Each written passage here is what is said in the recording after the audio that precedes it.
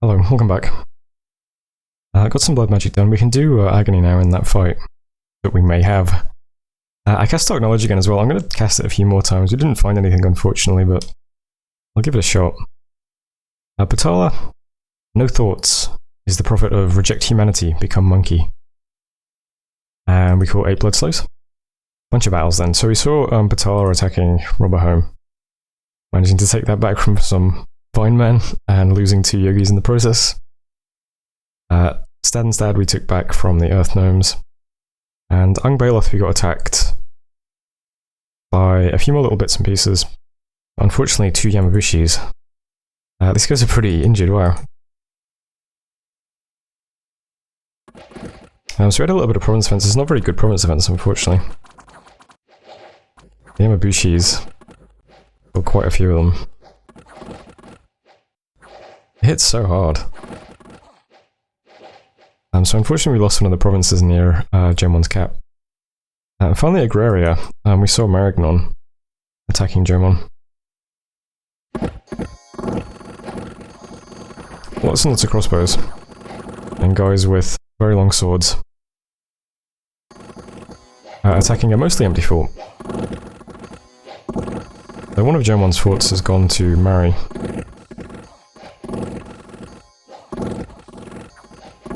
Just wall defenders left. So that was Agraria. Yeah, he's got lots of units everywhere. Halbathria, Gaia stuff. Thicket of Gold. Entire village has been devoured by Vine Men. Ossuary. Misfortune +3. And in Lombaria, we did get some gold, which is quite nice. Worldwide event. The Silver Sarcophagus has been opened, which gives units disease and death, which is great. And then the Throne of Gaia events are over at least, so that's nice. Then we got attacked by some Gaia stuff finally, but we managed to repel it all.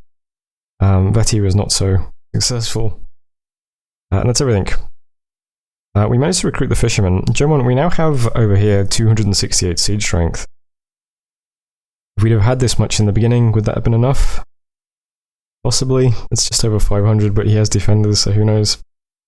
But unfortunately this fort is not cracked open this turn. And the big stack is coming. This is 210 units plus Yamabushis.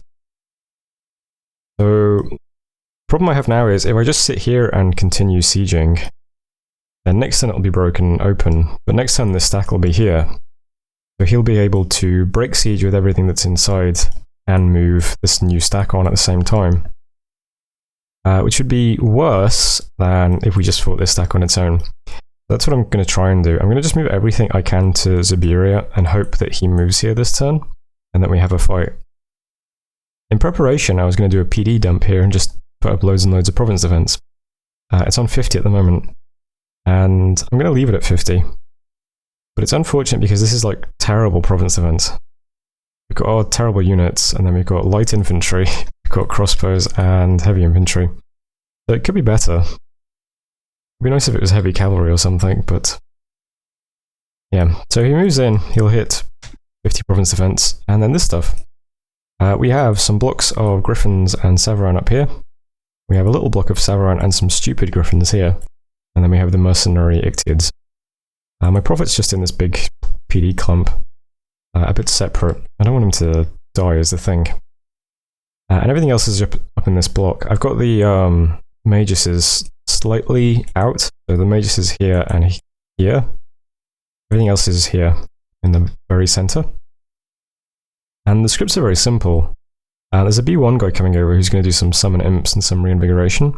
Hopefully he's near enough to some slaves. I've got the slaves on the Magus here and the Magus here. And then one of the Abyssians in the middle also has slaves, this guy. Because I'm not sure, I think the slaves are going to get killed by the heat aura on the Abyssian. But we can use nearby slaves. So they should be able to use the ones on the Maguses, but I'm not sure. So I'm just trying to get like coverage of slaves in this big area, basically. Try and keep some of them away from the Abyssians. So this guy's going to do some summon imps. These guys are going to continue just doing skeletal body and then horde of skeletons. And then get off a reinvigoration halfway through if they can. This is the B2 guy who's going to do agony. Which has a major fear effect. AoE 4. Might be good. A couple of Sav on God Commander. And that's pretty much it for the scripts. The only exception is the Astral guys, the Maguses, who are just spamming Body Ethereal on people. And then they'll take a few turns to buff themselves with Temper Flesh and Iron Skin. My God is just acting like a caster, he's also in the clump. So he's just doing Horde of Skeletons as well. He only has 40 hit points, so he's not too bad. Currently sitting in 6 Dark Candles. Everyone has jars, but I'm really going to use them. I'm not sure if, 5 lesser fire elementals would be better than just spamming skeletons. But this is how it's set up. We'll send all that stuff to Zaburia, hope he moves in, and then hope we beat it. Fingers crossed.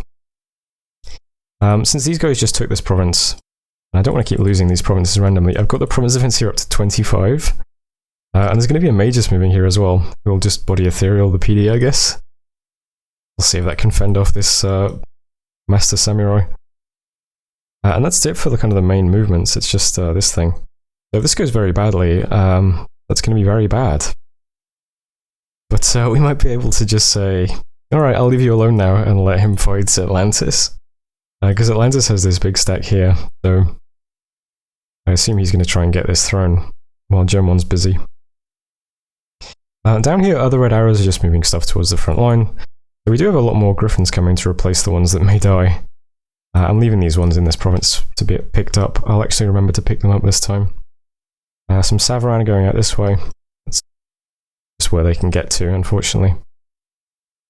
And that's it for arrows. These guys just took this back from Gnome, so they're heading home. And very little recruitment this time, because I used all my gold buying terrible province defense. Which I'm sure will pay off. I'm sure this won't be like a massive mistake in the end.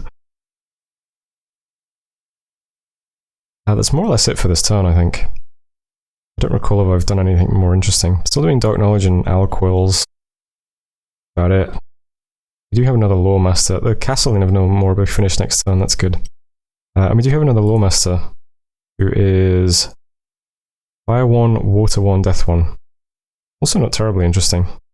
I guess Water's something we don't really have. Can we recruit the other guys at all? I'm not sure. Maybe if it gets down to Heat 1, we'd be able to? I'm not sure at all. Oh, these guys do get water. We've got one already. I guess there's no point being interested in this, so this is just duplicates. Yeah, so nothing too crazy yet. I'm going to send out an HMH to do some basic site searching. I don't know if this will pay off either, but might as well. Maybe we'll get an N2 mage someday. That'd be nice. Yeah, I think that's everything.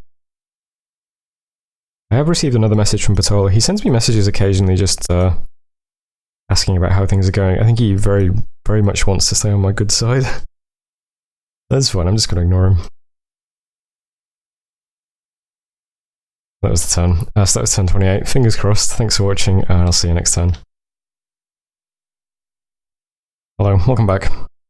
Dark Knowledge, found nothing. Bought 6 Blood Slaves. And then we had an assassination attempt. So this was our mercenary assassin into... What is this? Goku the Onmyoji. Okay. Let's see. So he twist fates himself. Got a bird. Bird dies quickly. He mind burns the assassin. Oh, he's nearly dead. So he lost an eye from that. Missed that second mind burn. Now it says the armies of Ragha are routed, but I don't seem to have routed, so I'm not sure. I'm not sure why it says the armies of Ragha are routed, and then turns out the army of Domon routed, but there we go. So we killed a mage, that's nice. And then a bunch of battles, so we spied a bunch of stuff. As usual, we can see Marignon hitting Calum there, winning. We can see Vettiheim taking back a province of his with a pretty big army. This is on our border now. We'll have to pay attention to that, especially these guys. The extremely powerful Sacred Rimvetti that I wanted in my Niflheim game. Yeah, so that's, well, battle in Zaburia next. So Gemon did move in. This is a lot of stuff, especially a lot of samurai archers. A couple of these guys at the back. Yeah, lots of samurai archers. And here's us with 50 points of province defense plus some griffins.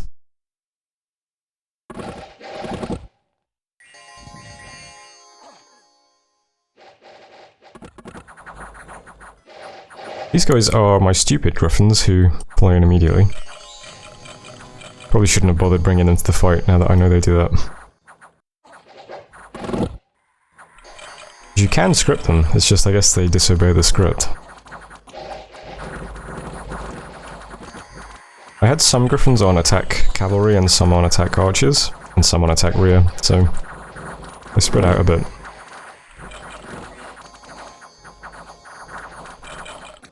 The Yamabushis don't really get onto us this time. They also go around this side as well, which is nice because that's where my skeletons are coming out, so they're hitting skeletons up there.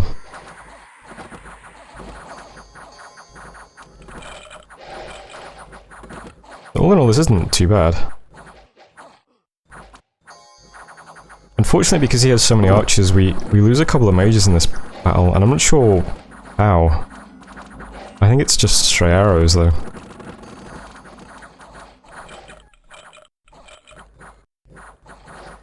That goes fine. There's Zaburia.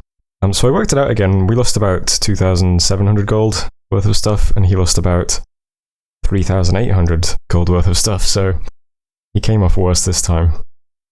It still feels kind of bad to lose the, especially to lose the riderless griffins kind of pointlessly. Whoops. I'll be a bit more careful with them in future. But yeah, we lost 8 of the Zazayadans.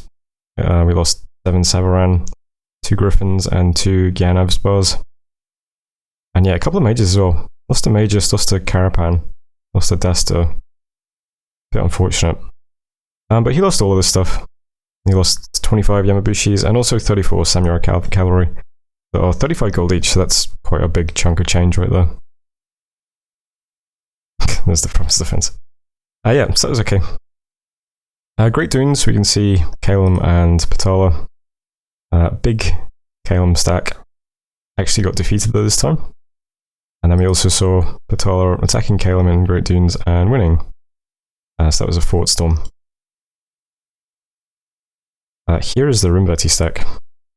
It is a lot of dudes, it's right there now. He could try taking some of German stuff, I suppose. But the throne better be mine. Speaking of, Atlantis has moved away now as well, it seems. Unexpected events next. Giant's Rest, Plague, lost some population. That wasn't much. Where is 5k pop province? We've had a lot of negative events, I feel like. We have neutral luck. It feels like an awful lot of misfortune. Then again, Ctesiphon, you gained some blood slaves and some gold, so that's nice. And in Jomon, a demon possessed a herd of swine. Misfortune +3. That's bad for him? Us? I don't know. Yeah, finish the castle in even more. Defenders in Jomon are repairing the fort faster than we can tear it down. Yeah, that's fine. That's it for messages. Going back on actually recruiting stuff now, all my forts are getting units in them again. Mages are all queued up. Still have gold left over. I'm going to move one of the Woodhenge Druids over to Scantrest. Might put a temple up there. Be nice to start pushing some Dominion up this way. If we have 800 gold next turn, that is. We got 3 Blood Hunters in Snowford now. Still doing patrolling. Still not actually finding many Blood Slaves, unfortunately. And I'm also going to do one more Dark Knowledge on Styrus Range. I don't even remember what one that was. I think it was this one, yeah. We'll hit this with Dark Knowledge, see if we get lucky. And then I think I'll stop it. It's a bit too expensive to keep spamming randomly. Gonna have one of the Crystal Sorks, actually Crystal Mages, search this throne as well. Haven't done it yet. Maybe we'll get lucky and find an Earth and an Astral site. I could do with site searching some Astral. Got 3 per month, but yeah. But up here, just gonna move everything back onto Jomon now. I've split off a couple of Savaran guys, to hit these 2 provinces. So hopefully we take those with no problems, and then we should be able to move on to the fort. How much does it take to get from here to the... Oh, maybe not. Might be kind of difficult to move these guys straight from there to there. But it should be okay. We've also got these reinforcements coming on from Scantrest now as well. So there's quite a lot of stuff moving into Jomon, but it's mostly Griffins. I think that's 62 Griffins on the screen. So 62 Griffins plus some Ictiids, Mages, whatever and these few Severan.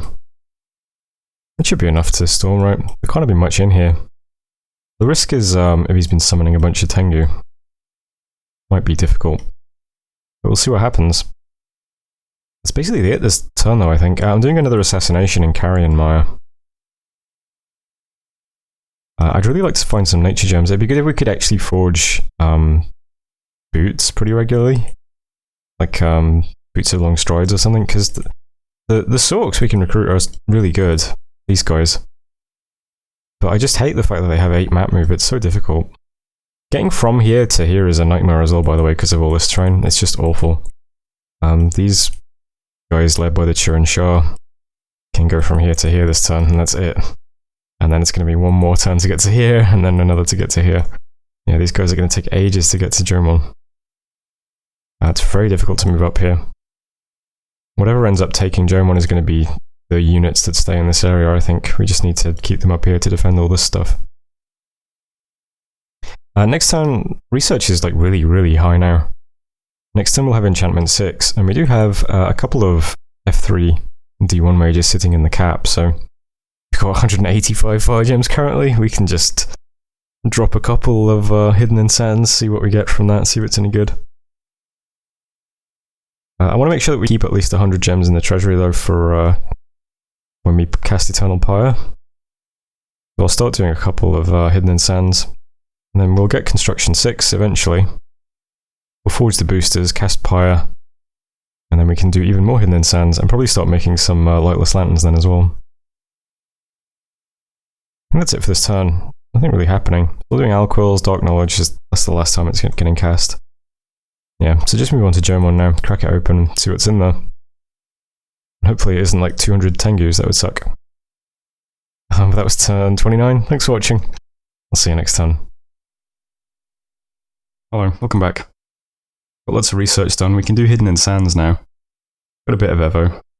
And we should fly up Construction next as well. Looking okay on research. Great turn for searching for sites as well. Dark Knowledge actually paid off. We found a Garden of Bones. That's 1 death gem. And then this Zanbarth, this puny N1 nature mage, found a Forest of Delights for 2 nature gems. And a Whispering Woods, which is an Ur gem, a nature gem, and enables the recruitment of enchantresses. These should get us into nature a lot more reliably than the Lore Masters. So that's pretty nice. So that's a great turn for a site. Found 15 Blood Slaves, tried to assassinate a Sorceress, did not go very well this time. 2 Mind Burns and a Lightning Bolt does for him. And then a bunch of battles, but these 2 are not very interesting. It's just Gath rolls some dudes into a bunch of Kalem trash and kills it. And Kalem throws the last kind of bits of its army at Gath, takes that back instead. So some exchanges here. We attacked 2 of Jomon's provinces, they both went fine. Nothing really in those provinces at all. There's Ungbeloth. We lost 1 Sav in Ungbeloth, and Summeredge was fine. And the other 2 were battles in Erythea. This is a very, very big Atlantis army. But no mages at all, it's just these guys. But they hit very hard, and there's a lot of them. Unsleeping hit for 27 points of pierce damage. Mournful's hit for the same amount. Yeah, that's a lot of hit points and a lot of damage. But he rolls over Erythea pretty easily.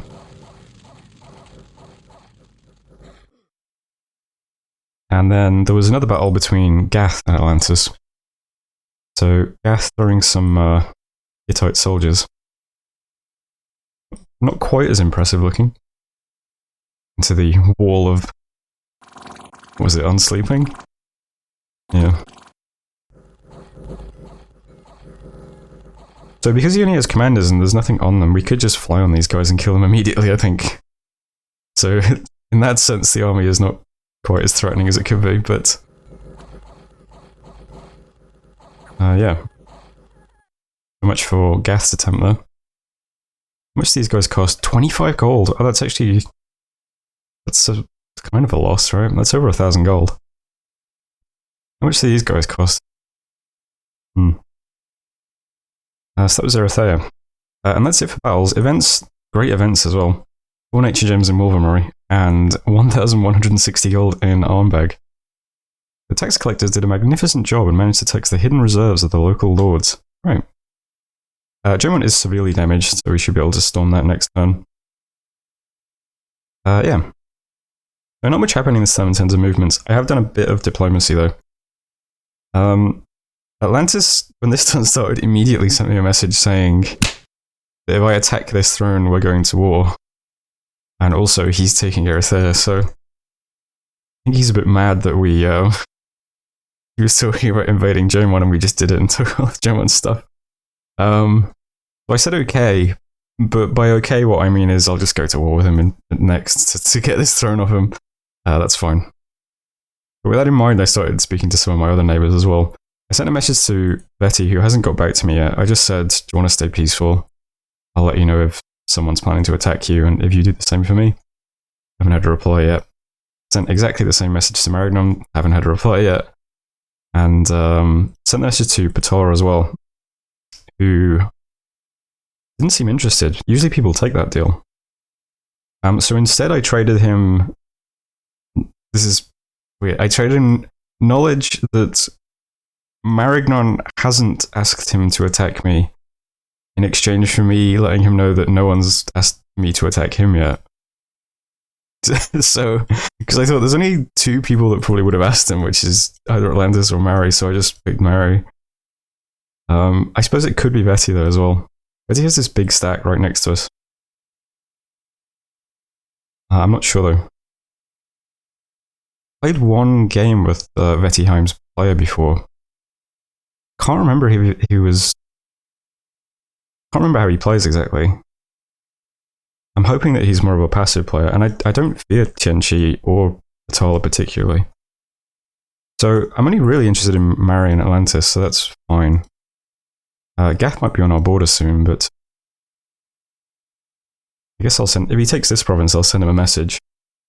But, yeah, who knows what's going to happen here.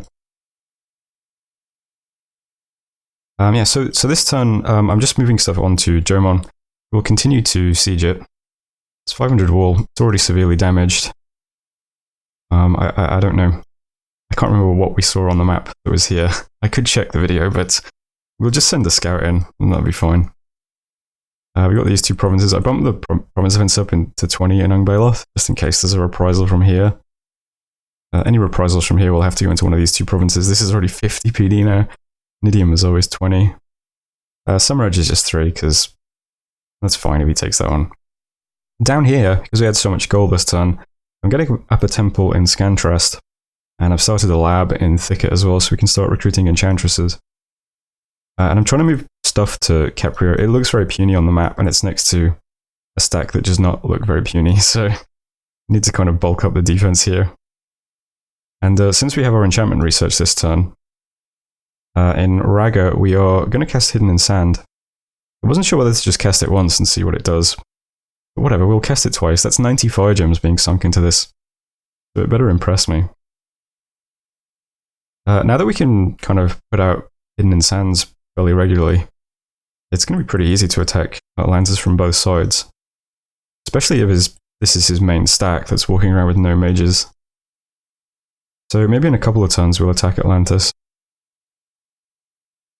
I feel like we have to if he's being so belligerent. He is pretty big. It's going to be awkward to fight into him. He's got cold dominion. So we might have to wait till spring before we invade so that we get to fight in summer at least. It'll help when we start putting temples down in this region as well. Maybe push our dominion up a bit. Anything that'll help. That's the turn for now, I think. I'm going to just submit a partial. That was turn 30. Thanks for watching, and I'll see you next time.